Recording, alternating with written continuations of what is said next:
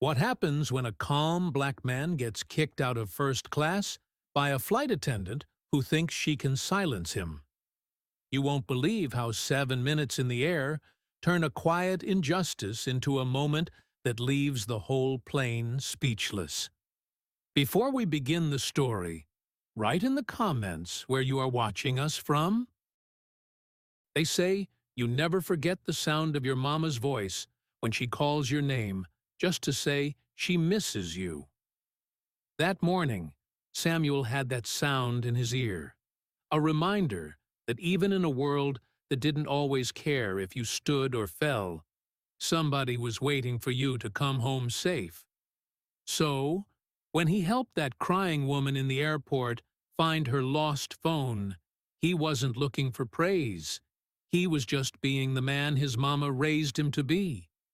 The airport smelled like burnt coffee and cold pretzels, voices bouncing off the walls while people dragged luggage like it was their last chance to leave. Samuel's hands were rough from working late shifts, but he held that phone up with a small smile, nodding when the woman's eyes went wide with relief. She whispered, "Thank you," like it cost her pride, and he just waved her off, stepping back into the line with a quiet calm. His ticket had been bumped up to first class, a blessing he didn't ask for, but accepted.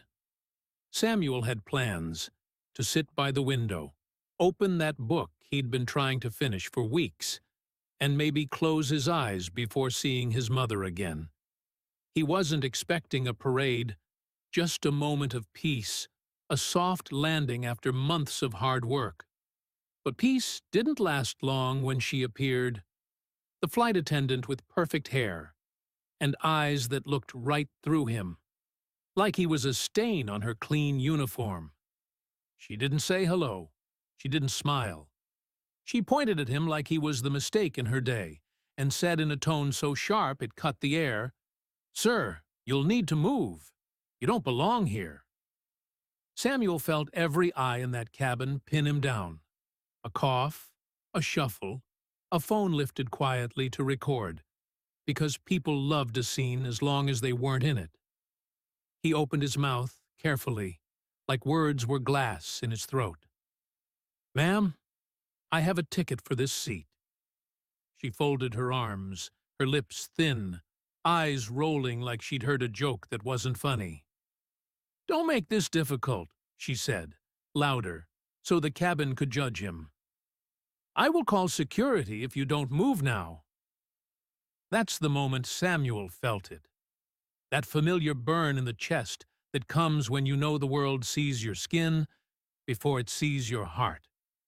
His mama's voice was far away now, replaced by the cold press of reality as he stood up, slow, deliberate, refusing to let his hand shake while he picked up his small, worn bag with the hand-stitched pattern from his sister. The man across the aisle smirked, tapping at his phone, recording every second while Samuel's seatbelt clicked open. A woman in pearls leaned over to whisper to her husband, her eyes darting back like he was something to fear. Samuel's shoulders were straight, his chin up, but inside, that burn was spreading, slow and heavy, reminding him that sometimes dignity was the only thing you could hold on to. As he moved down the narrow aisle, the hum of judgment was louder than the engines outside. Every step felt like it took a piece of him. But he kept walking. He passed the curtain into economy, the seats tighter, the air heavier, the space smaller, like the world decided his worth was measured by square inches. Samuel found an empty seat near the back, close to the restrooms where the lights flickered and the floor smelled of old sanitizer. He sat down, placed his bag at his feet, and closed his eyes, forcing himself to breathe slow, even as the anger sat in his chest like a storm waiting to break. He could still hear her voice, that flight attendant, telling him to leave, telling him he didn't belong. He opened his eyes and looked around. people avoided his gaze, choosing to stare at their screens, at their laps, anywhere but at the man who had been moved like furniture because someone decided his place wasn't in the front. Samuel pulled out his book, the pages soft from use, and tried to read the same line over and over. But the words blurred. He couldn't stop hearing that voice, couldn't stop feeling the heat in his chest, couldn't stop seeing the way people looked at him as if his presence was a problem to be solved. But even there, in the tight space by the humming engines, Samuel reminded himself he helped someone that morning. No uniform, no cold eyes, no whispered judgments could take that away from him. He was still the man his mama raised him to be, even if the world didn't care. What happened next changed everything. You do not want to miss how this unfolds. Samuel sat there, his book open but unread, as the hum of the plane blended with the weight pressing on his chest. Every time he blinked, he saw her face, that flight attendant with her cold smile, and he could still hear her voice telling him to leave like he was clutter in her clean cabin. He clenched the edges of the book, feeling the paper bend under his grip. The man next to him in economy was eating peanuts like it was a sport, dropping crumbs on the floor with no shame. Samuel tried to keep to himself, but every crack of the peanut shell sounded like a reminder. He wasn't where he was supposed to be.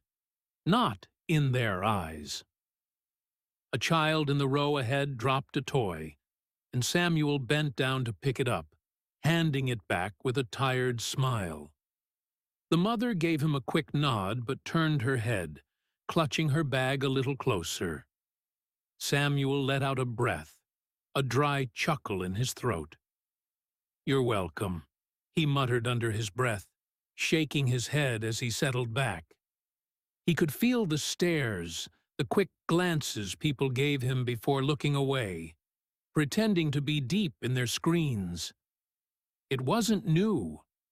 He'd seen those looks when he tried to help neighbors fix a broken fence, when he stood in line at the grocery store, when he held the door for someone who wouldn't look him in the eye. It was the quiet way the world reminded him that it saw him but didn't really see him.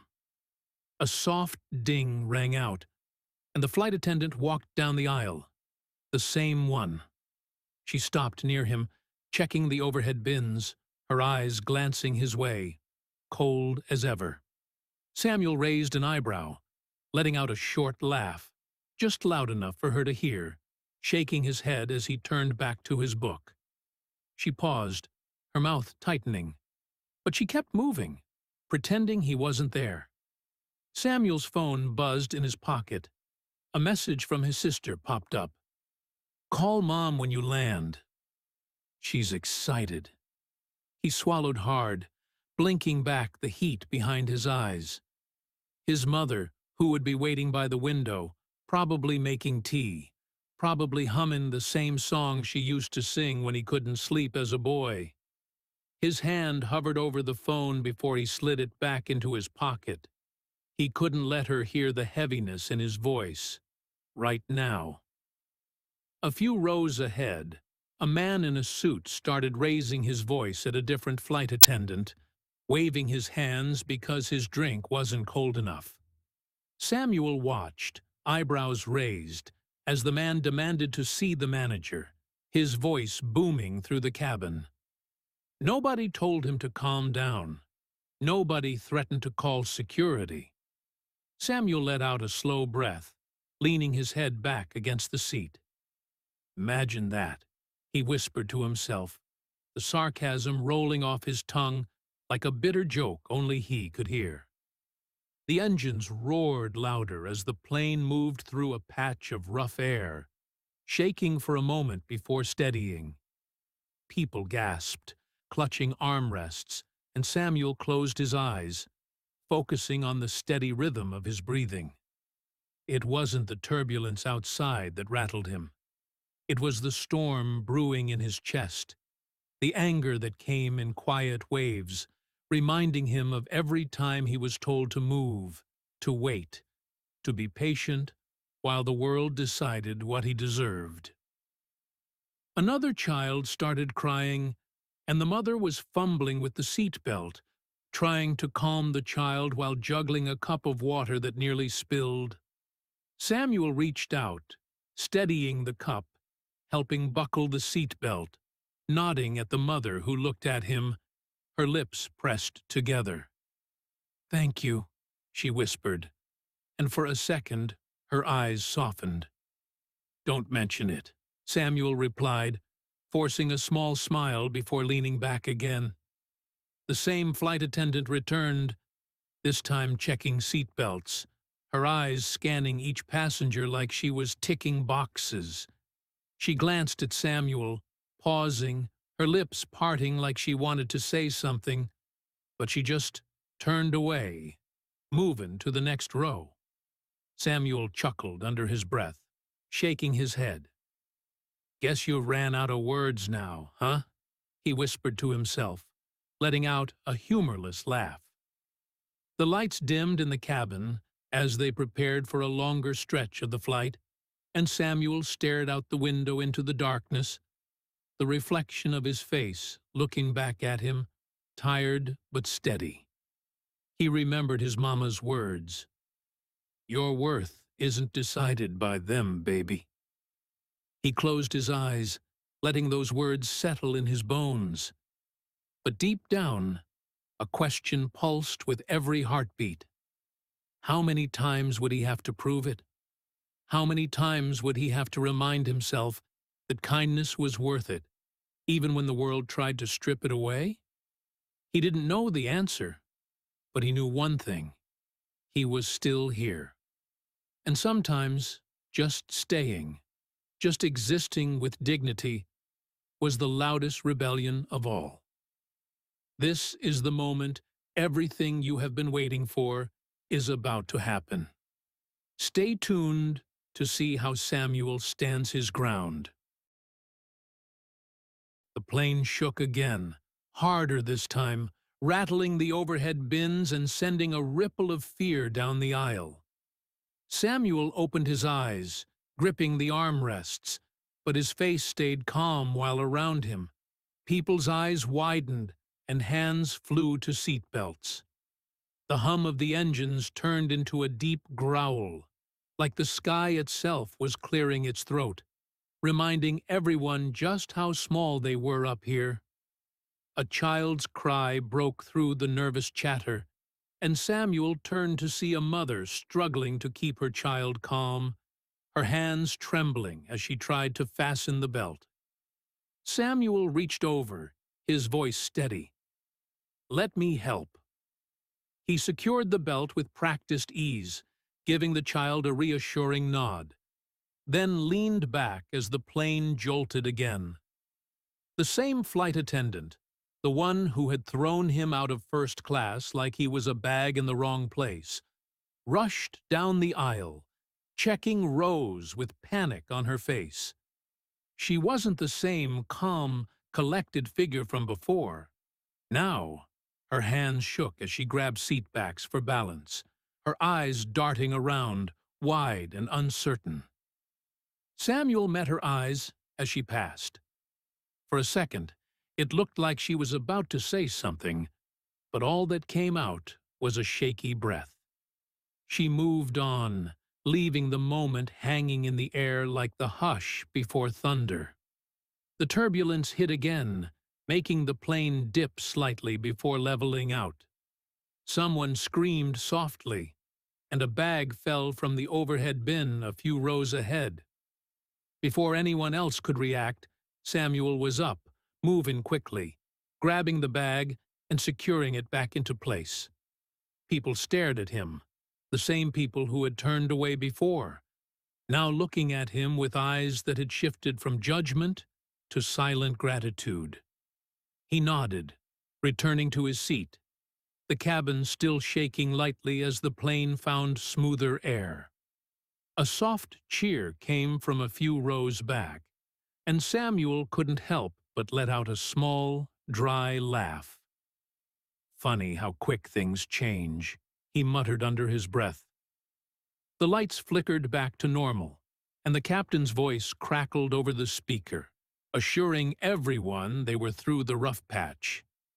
Passengers exhaled, adjusting themselves, brushing hair back into place, pretending the fear wasn't just on their faces a moment ago. Samuel leaned back, letting out a long breath, his shoulders finally dropping as the tension eased from the cabin. His phone buzzed again, a message from his sister. "Mom is waiting for you. She made your favorite cornbread." His lips curved into a soft smile, a warmth settling in his chest that not even the cold air of the plane could touch. The aisle was quiet again, but eyes kept turning his way. Not the same eyes that judged him for sitting in first class, but eyes that now saw him as the calm in their storm. Samuel raised his eyebrow, letting out a quiet, amused chuckle. "Now you see me," he thought, shaking his head. The flight attendant came back, walking slower now, her eyes catching his. She stopped, taking a breath, her lips parting as if to speak. "Thank you for helping," she managed, her voice low, almost swallowed by the hum of the engines. Samuel looked at her, his face unreadable, then gave a single nod. "Take care of your passengers," he replied, his tone calm but firm, before turning back to the window. Outside, the sky was clearing, patches of blue cutting through the clouds, sunlight streaking across the wing. Samuel watched it, letting the warmth of it reach him, reminding him of mornings back home when his mother would open the blinds to let the sun in, saying, "New day, baby." In that seat by the restrooms, Samuel felt something settle inside him, a reminder that dignity didn't come from where you sat, but how you carried yourself when the world tried to shrink you. It wasn't about the seat. It was about who he chose to be, no matter how tight the space or loud the storm. He opened his book again, this time reading the lines with clear eyes, the words finally sinking in as the plane flew steady, heading home. Around him, people whispered, some nodding his way, and Samuel simply turned a page, letting the quiet respect replace the silence of before. He was ready to see his mother, to walk through that door, and to let her know he made it back, not just as her son, but as the man she raised him to be, no matter what skies he had to fly through.